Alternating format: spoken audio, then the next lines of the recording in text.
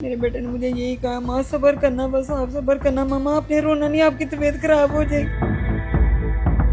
नाज़रीन, ये मेरे साथ एक माँ मौजूद है जिसके हाथ में अपने 26 साल नौजवान मोहम्मद रिजवान की तस्वीर है। ये चंद रोज पहले मेहनत मजदूरी के लिए काम पे जाते हैं और काम से जब वापसी घर आ रहा होता है, रास्ते में एक अयाश अमीर ज़ादे ने अपनी गाड़ी की टक्कर मारी और उस नौजवान को कुचल डाला और कुचलने के बाद जो है उसको अपने ही बम्पर के साथ घसीटता रहा और बताने वाले कहते हैं कि 600 मीटर तक वो नौजवान घसीटता रहा। जितनी जल्दी हो सके मैंने अपने दूसरे कज़न वगैरह को लिया, वो हॉस्पिटल पहुंचा वहाँ पे जाके। तो मैंने उसको जब देखा तो उसकी कंडीशन बहुत बुरी थी। उसका जो हाफ फेस है, सिर्फ आंख उसकी बची थी, उसका सारा यहाँ से फेस जल चुका था। उसका जब हाथ देखा, हाथ की सिर्फ हड्डियाँ मौजूद थी, बाकी सारा ऊपर से हाथ पेन्स वगैरह कट चुके थे। अभी 2 साल हुए थे मेरे शोहर को बहुत हुए, मुझे वो सदमा नहीं अभी भूला।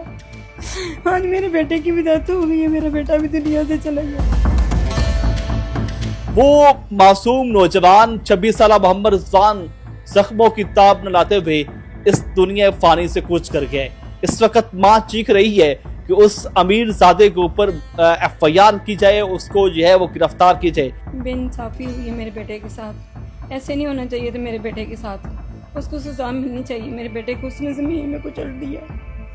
मेरे बेटे को अभी 2 साल हुए थे मेरे शोहर को बहुत हुए, मुझे वो सदमा नहीं अभी भूला। आज मेरे बेटे की भी डेथ हो गई है, मेरा बेटा भी दुनिया से चला गया। मेरे घर का वही सब कुछ करने वाला था। बड़े बेटा तो मेरा दूर कहीं जगह पे रहता था, घर के मामला कुछ ऐसे थे, उसके सर पे इतनी ज़्यादा जिम्मेदारी थी मेरे बेटे की। उनकी 2 बहनों की भी शादी करने वाली है, वो बड़े उस जिम्मेदारी से अपने काम को निभा रहा था। पता नहीं मेरे बेटे के साथ उन्होंने क्या कर दिया, एकदम से मेरा बेटा दुनिया से चला गया। हाँ जी, आप कहाँ पे थी जब ये बच्चे के साथ वाक़या हुआ है? मैं घर में थी, मुझे तो बाद में पता चला मेरे बेटे के साथ क्या हो गया। क्या खबर क्या मिली आपको? मुझे तो खबर ये मिली कि बच्चे का एक्सीडेंट हो गया। अच्छा। बस फिर बाद में हॉस्पिटल में ले गए। मैं तो अपने बच्चे से बात नहीं कर पाई, बाद में मैंने बात भी अपने बेटे से बात की। मेरा बेटा ऐसे जान की सिसकियाँ ले रहा था मेरा बेटा, मुझे उसकी तड़प नहीं देखी कि अपने बेटे की। बस मेरे बेटे को इंसाफ, मेरे बेटे के लिए इंसाफ मिलना चाहिए ताकि किसी माँ के साथ ऐसे कभी और जवान बेटे के साथ कभी ऐसा ना हो। आप वहाँ पे गई, को बेटे से बात करने की कोशिश की? हाँ, बस एक ही बात, उसने 2 ही बातें मेरे से बस की है। मामा जी बस मेरे साथ क्या हो गया, मामा जी आप सब्र करना, बस मामा जी आप सब्र करना। बस आपको सब्र की तलकीन कर रहे हैं और खुद इस दुनिया से चला गया। बस मेरे बेटे ने मुझे यही कहा, माँ सब्र करना, बस आप सब्र करना, मामा आपने रोना नहीं, आपकी तबीयत खराब हो जाएगी। मुझे तो अपने शोहर का भी सदमा नहीं भूला था। 2 साल हो गए मेरे शोहर को बहुत हुए। हाँ, मेरे बच्चे की भी डेथ हो गई है। मेरे दिल से पूछ के देखो मेरे दिल से क्या गुजर रही है। बहुत उसकी बुरी हालत हो गई थी, उसकी हर चीज टूट गई थी, मेरे बेटे की हर चीज टूट गई मेरे बेटे की। बात है, आप माँ हैं, आप जब वहाँ पे गई तो देखा कहाँ कहाँ जख्मों के निशान थे? उसके सारे जख्मों के निशान थे, उसकी बातों के भी निशान थे, उसके मुंह पे भी निशान थे, उसके सर पे भी निशान थे, उसका सारे जिस्म में उसके सारे छन्नी हो गया था, सारा जिस्म, कमर उसकी छन्नी हो गई, सब कुछ उसका छन्नी हो गया था। मेरे बेटे का बहुत बुरा हाल था। मुझसे देखा नहीं गया अपने बेटे की ये हालत, मुझसे देखी नहीं गई अपने बेटे की ये हालत। मैं कैसे अपने बेटे को देखती। बेटे की तस्वीर आपने हाथ में पकड़ी हुई है और इंसाफ की अपील कर रही हैं। कितना प्यार था बेटे के साथ? मैं अपने बेटे के साथ अपनी तसव्वुर नहीं बयान कर सकती। मैं अपने बेटे के साथ बहुत प्यार करती थी, बहुत प्यार करती थी मैं अपने बेटे के साथ। माँ को तो कोई नेमल बदल ही नहीं होता प्यार का। माँ जी, मुझे बताएं कि एक खातून वज़ीर आला है मरियम नवाज, आप माँ होने के नाते क्या मुतालबा करेंगे? मैं मरियम नवाज से ये मुतालबा करूँगी कि मरियम नवाज, मेरे बेटे के साथ जो हुआ ना, मुझे इंसाफ चाहिए। मैं उसके लिए हाथ जोड़ के आपसे अपील करती हूँ, मेरे बेटे के लिए मुझे इंसाफ चाहिए। मेरी बेटियों की भी शादी होने वाली, मुझे और कुछ नहीं चाहिए, बस मेरे साथ कोई इंसाफ करे, बस उसको सज़ा मिलनी चाहिए ताकि किसी और माँ के बेटे का ऐसी जान न जाए। नाज़रीन, आपने गुफ्तगू सुनी माँ जी की। माँ जी अपने 26 साल जवान मोहम्मद रिजवान की तस्वीर लेके चीख रही हैं, रो रही हैं, तड़प रही हैं कि यही एक सहारा था जिसने अपनी बहनों की शादी भी करनी थी। आज जवान बहनें जो हैं वो देख रही हैं कि किस तरह उसके भाई का इस घर से जनाजा उठा, लाशा उठा। उसके भाई मेरे साथ मौजूद हैं, इनसे ही बात करते हैं कि इनको कब खबर मिली और कब यह मामला हुआ। भाई, बड़ा दुख है आपके भाई का, छोटा भाई बड़ा लाडला होता है, आप बड़े भाई हैं, क्या वाकया क्या हुआ? वाकई इस तरह हुआ, रात के कोई 12 बजे का टाइम था कि मुझे एक फ़ोन आता है कि आपके बाइक का एक्सीडेंट हो गया। पहले तो मुझे यकीन नहीं हुआ कि वो अननोन बंदे थे, क्योंकि मैंने कहा वो तो जॉब पे गया हुआ है। तो मुझे फिर मैंने उससे कॉल की, मैंने अपने पर्सनल नंबर से कॉल की उसके अपने छोटे भाई के नंबर पे। फिर वहाँ से कोई हॉस्पिटल से अननोन बंदा फ़ोन उठाता, उन्होंने कहा कि आपके बाइक का ऐसे एक्सीडेंट हुआ, हम सर्विस हॉस्पिटल में उसे लेके आए हैं। तो फिर था मुझे यकीन हुआ कि मेरे बाइक का एक्सीडेंट हुआ। अच्छा। मैंने फिर उसी टाइम जितनी जल्दी हो सके मैंने अपने दूसरे कज़न वगैरह को लिया, वो हॉस्पिटल पहुंचा वहाँ पे जाके। तो मैंने उसको जब देखा तो उसकी कंडीशन बहुत बुरी थी।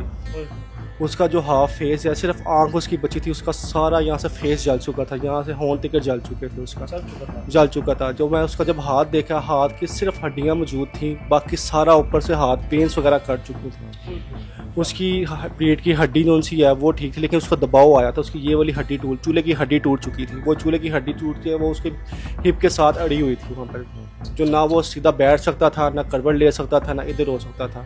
उसके बाद उसकी पाँव पे चोटें थी, कमर पे चोटें थी, यानी कि ज़ख्म उसके बहुत ज़्यादा थे, सर पे बहुत ज़्यादा चोटें थी उसकी। ये है कि उसके आस पास जो सी चोटों से बड़ा हुआ था वो, जब उसके खून में लथपथ था, लेकिन वो होश में था, थोड़ा बहुत बातचीत कर रहा था, रो रहा था, चीखा पुकार कर रहा था वो कि मेरे साथ ये क्या हो गया। मैंने उससे बड़ा हौसला दिया कि बेटा कुछ नहीं होता, अल्लाह खैर करेगा। 4 दिन उसका ट्रीटमेंट जारी रहा। जब वो चीखो पुकार कर रहा था, पूछा कि क्या हुआ है यहाँ पर, किस तरह हादसा हो गया? वो यही कह रहा था कि मैं घर आ रहा था, एकदम मुझे पीछे से कम हिट हुई है, उसके बाद मेरे साथ ये वाक़या हुआ है।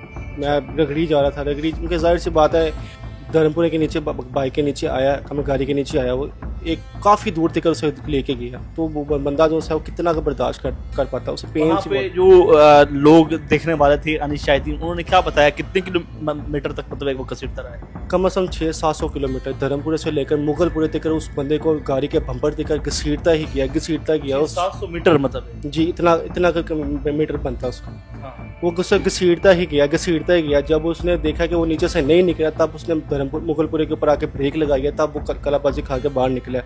फिर जब उसने देखा कि वो निकल आया बाहर, फिर उसने उसी रोड पर 1 वे डालने की कोशिश किया। पहले उसके ऊपर से दोबारा गुजरा, अपने दोनों टायर उसके ऊपर चढ़ाए। अच्छा, फिर मतलब एक बार उसने मतलब एक जुल्म कर दिया, उसको नीचे डाल दिया, फिर पीछे हो गया, फिर दोबारा उसके ऊपर गाड़ी चला दी। जी बिल्कुल ऐसे ही है। जब उसने गाड़ी से नीचे छोड़ा तो वो डर गया था, उसने फिर उसी के ऊपर से पहले अपना एक टायर गुजारा, फिर रिवर्स किया, दोबारा उसी के ऊपर चढ़ाई चढ़ा के मोड़ रिवर्स कट करके फिर वहां से सर्विस रोड पे निकल गया वो। क्या कोई दुश्मनी थी उनके साथ, क्या मामला क्या था? नहीं, दुश्मनी तो कोई भी नहीं है, किसी के साथ हमारी कोई दुश्मनी नहीं है। वो तो सीधा साधा एक इंसान था, जॉब से घर, घर से जॉब, या दोस्तों यार में उठने बैठने वाला बंदा, सबके साथ हंसमुख वगैरह के साथ बात करता था। किसी के साथ कोई दुश्मनी, कोई लेना देना किसी के साथ उसका कुछ नहीं। अच्छा, मुझे बताइएगा कि पुलिस, अब आपने कोई दरखास्त वगैरह दी है, पुलिस आपके साथ कोई कोऑपरेट कर रही है? मैंने उसके साथ उसी टाइम जब वो हॉस्पिटल में था, वहाँ पे पुलिस वाले आए थे, मैंने उसके खिलाफ पर्चा वगैरह दर्ज वगैरह करवा दिया। जो मुकामी लोग जहाँ से उनसे पता लगा कि यार ये गाड़ी नंबर, उन्होंने हमें गाड़ी नंबर दे दिया था, लोगों ने देखा,